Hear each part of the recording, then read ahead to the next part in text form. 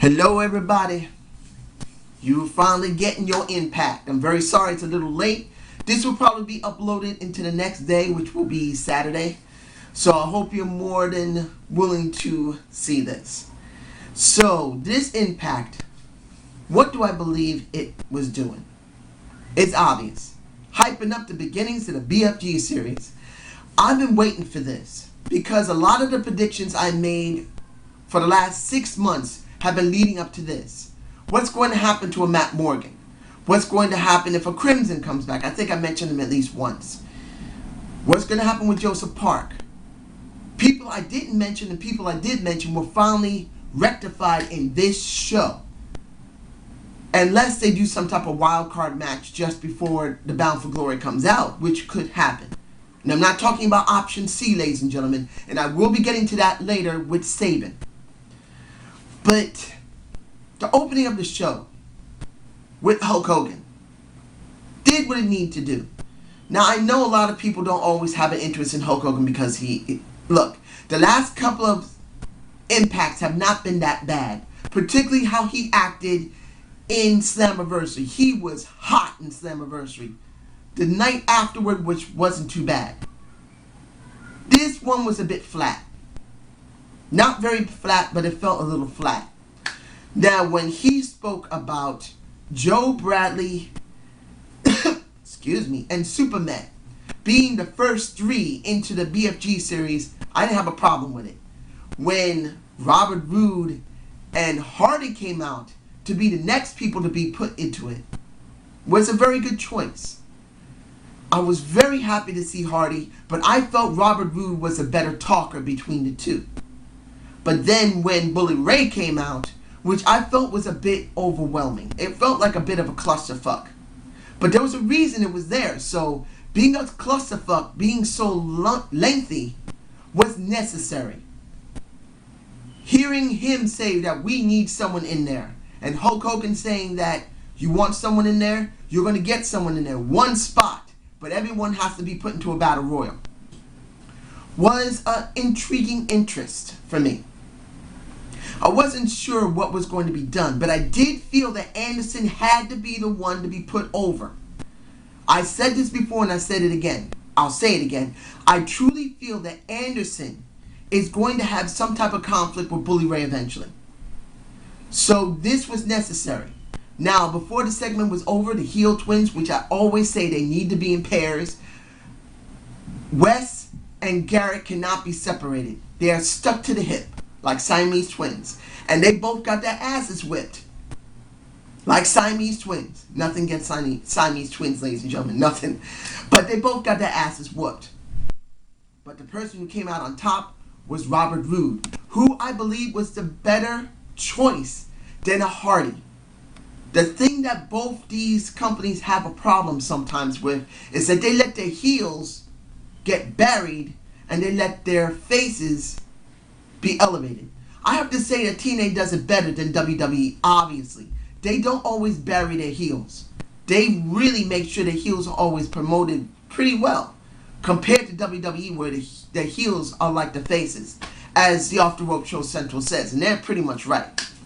Now, I wish to say that next week we're going to have the open fight night, and seeing who is the one that's going to be allowed to call out the other first is going to be allowed by the TNA fans, which isn't bad.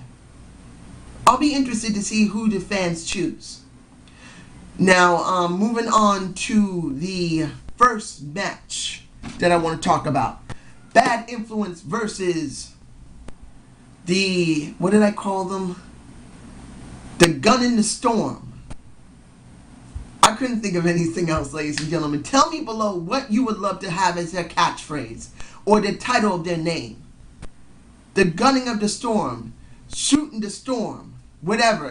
That sounds terrible. Shooting the Storm. Tell me below what you would call Gunner and Storm, because they need a name. Now, this match was to get 2 people into the BFG series, and I felt Bad Influence between Storm and Gunner was the better choice, because Bad Influence, they're funny as hell, they're interesting, Their comedic look, I believe that they're the funniest heels they got, even more than Dirty Heels. And I love their Dirty Heels, but I feel Bad Influence is much more better suited. And they won, which was fine. I'm glad it happened, and now we're going to have some interesting character into the BFG series. I'm glad to see it. Now, the thing that was surprising to see was Crimson. I was very surprised to see Crimson after almost a year. And hearing him talk in the ring wasn't very good. It's because he's been gone for so long. Off the main show. If he was put on OVW, and I haven't checked, it looks like he didn't get enough practice. If he has not been on OVW, and he hasn't been on regular TV, then they should have threw him on OVW. He really is a bit rusty. He just didn't feel right. Now, him going up against Joseph Park, I felt the right choice was made. Now, I know a lot of people saying they're so sick of Joseph Park, they don't want to see him. Look at what happened, and I know there was more than a few people who have been loving TNA for years, who have seen WWE, who loved Undertaker. Undertaker has changed his character over the years. Ministry Undertaker, Badass Undertaker, and basically Old School Undertaker, and a few others in between. You can't tell me that you don't love Old School Undertaker, but you had to really not be so fond of Badass Undertaker to realize Old School Undertaker or Ministry Undertaker was way better. You need to see him in different forms to make him interesting, ladies and gentlemen. That's the reason why the Abyss character has to have Joseph Park. It's not just to do the storyline of him doing Jekyll and Hyde, and my hopes are that they're going to finally let us see Joseph Park turn into Abyss and stay that way. I'm hoping for that. Me personally, that's what I'm hoping for. But if they don't do it, you need to see Joseph Park because you need to freshen up the character. If Abyss stays the same way he is, I would be bored with him because as a monster, he wasn't promoted very well. And when you try to rebuild a monster as he was, it doesn't always work. So I'm glad they did this. I'm glad he's in the BFG series. He does comedic work. And then you'll see periodically Abyss coming into the picture, which we need. So I'm happy it happened. Another thing that was a surprise. Eric Young coming on the show. What the fuck? We haven't seen him for a couple of months because he went to his extreme bass fishing on Animal Planet. Then we see a small segment of seeing him with ODB and ODB tackling his ass. I'm not going to start saying I wouldn't want to be tackled by ODB, but it doesn't... Let me put it to you like this. Animal Planet is not directly connected to Spike, I don't think. And of course they're going to do crossover because he's still on the roster. But I at least want to see that the TNA Knockouts Tag Team Championship go away because the person that mentioned it was ODB. We haven't defended our Tag Team Champions for 6 months. Honey, I think you haven't done it for at least 8 months. I could be wrong about the time, but it feels like at least 8 months to a year already. I want to see those tag titles disappear. I didn't even want to hear her talk about it. But it does lead up into a match for the BFG with Austin Aries, which was damn funny. If no one didn't see that this was funny in some points, it wasn't great funny, but it was still funny, then you need to go and watch some slapstick. Because this wasn't great funny, but it was still funny, at least certain parts. Then seeing that ODB wants to get some dick so badly that she was willing to let her husband circle around her. That's something a lot of people want to do to ODB. But it was still funny. The beginning and maybe a little bit of the middle was funny. And we need this in the show. You can't just have it always serious. Austin Aries moves on into the BFG series, which is perfect. He still has this real chip on his shoulder type of guy since Crotch Gate. And I'm hoping he gets out of the doghouse with this win. So I'm going to move on to the thing that I don't really have a lot of information on. And I'm going to have to start looking at it on YouTube. That's Sting talking about the new main Main Event Mafia. The reason I paused is that, unfortunately for me, by the time I started watching TNA, the Main Event Mafia was gone. I started watching around 2009, 2010. Well, no, around 2010 is when I really started watching TNA. Unfortunately, I didn't have any cable at the time, and I had to find some way to watch it without cable, something on the internet, seeing old recordings. So by the time I was able to start seeing live, that was something entirely different. So I never got a chance to see the Main Event Mafia. So hearing Sting say, I'm bringing back the main Event Mafia because no one's giving a fuck about me, I can't really say if this is bad or good. In my perspective, I don't know. What I gotta do is start doing some research online and look at some of the TNA bits with Main Event Mafia in it. I have heard some people say that there were some points of Main Event Mafia that was alright, but it was mostly old guys. And if it's mainly old guys, and there's very few new guys in there, you're not really promoting the product very well. You need to have a good mixture of a lot of good new guys and not that many old guys. But if it's almost all old guys, you're not going to get anywhere. So I can't really say that it's going to get anywhere, but I can't say that it won't. I can't. I just don't have that information. You tell me below your thoughts. If the new Main Event Mafia is right, is it the wisest thing to do? But it was a good thing to see Sting say this because we need to have some way to get rid of Aces and Eights. I'm tired of them. And that leads me into the Battle Royal. And I said in a few of my impact reviews that I really felt that Mr. Anderson is moving up and that eventually there will be conflict between him and Bully Ray. Bully Ray decides, well, they do it by lottery, by lottery that Mr. Anderson supposedly won. Now, they were doing the finger poke of doom. They were doing, you!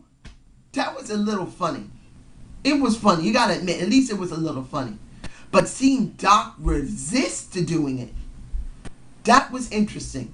I don't know what's going to happen with Doc. I think maybe Doc is about to disappear because D'Lo Brown is not there right now. Maybe he's the next one that's going to go bye-bye, which is good. No one's getting over. So I'm glad to see something like that. Next, we got ourselves a... I'm upset about this. The Matt Morgan segment was good. It was good with that super chiseled beard like a Greek god. Then seeing him in the ring with Magnus, Kenny King, baby, and a Rob Terry. Match wasn't that great. But it wasn't meant to be great. It was just meant to get one person over. I expected either to be Matt Morgan or maybe, surprisingly, Kenny King. Of course, Kenny King is still going to be dealing with Sabin, of course. But it doesn't mean they couldn't have put him in there. But the person that won was Magnus. Are you kidding me? I like Magnus. I am a Magnus fan. But the person that really needed to be in the BFG series is Matt Morgan. Matt Morgan really needed to be in the BFG series because his segment was that good. He did not submit. He did not kick out. I mean, not kick out. He didn't submit. He didn't get pinned. He passed out like a Austin with a Bret Hart. That's what they did with him. As much as it was crappy way Sting was doing his work, he should have done it. Now, I'm upset about it, but it does not mean he can't still get into the BFG series. Maybe something could happen later in the next couple of months where he could be inserted. Like, maybe a Joe could be taken out and someone is interjected into his position like a Matt Morgan. Because that has happened a couple of times before. So you never know. Now, let's see here. The Angle and Rampage segment. I'm going to do AJ and Angle first before I do that. Seeing AJ with his new music, his new look, his new attitude is good. I didn't really care about the match. The match to me didn't make a difference, even though the crowd was hot for it. The crowd most of the night was very hot for the matches. This particular one, they loved it. but it's not about the match. It was about who needed to win. If AJ did not win this, there was no point at all doing the new look.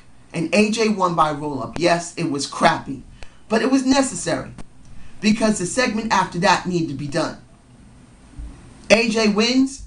Yeah, he did need to win. The phenomenal one needed to win. I do like AJ Styles. He's good.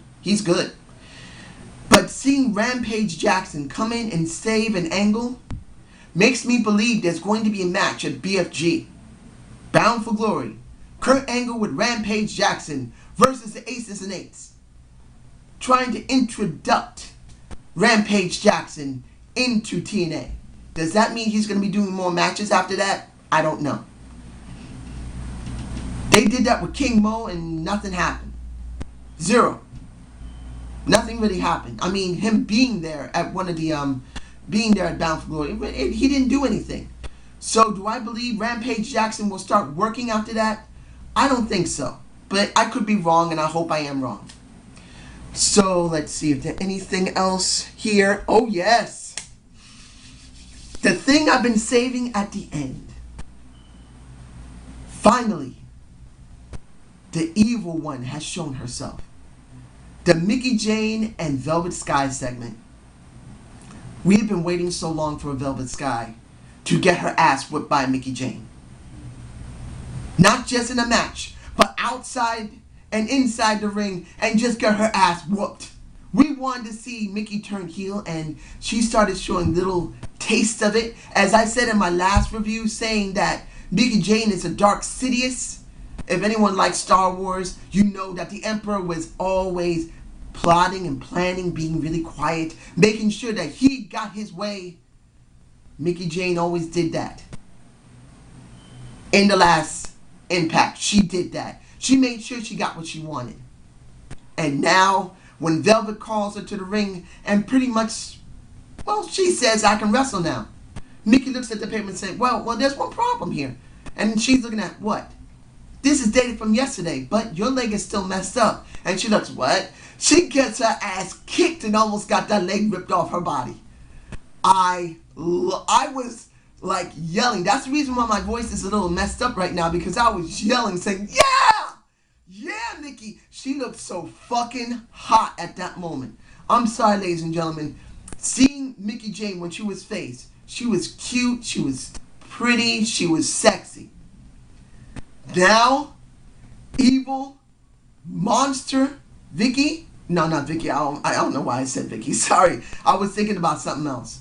Someone I know. Seeing evil, monster, Mickie Jane makes her so fucking hot. Seeing her like, that was just, that move she put on Velvet Sky was sweet. The refs had to come in and get her out. Seeing Mickie just walk out of the ring like, no one's taking this fucking belt from me, bitch. Don't mean to say it like that. But that's the look she gave. Like an evil monster heel. This is what the Knockouts has been needing. We don't have Awesome Kong anymore. We don't.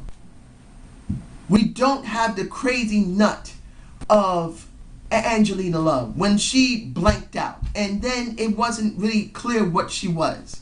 But with Mickie Jane, we have a clear-cut monster heel that when she's ready to destroy you, she's going to do it.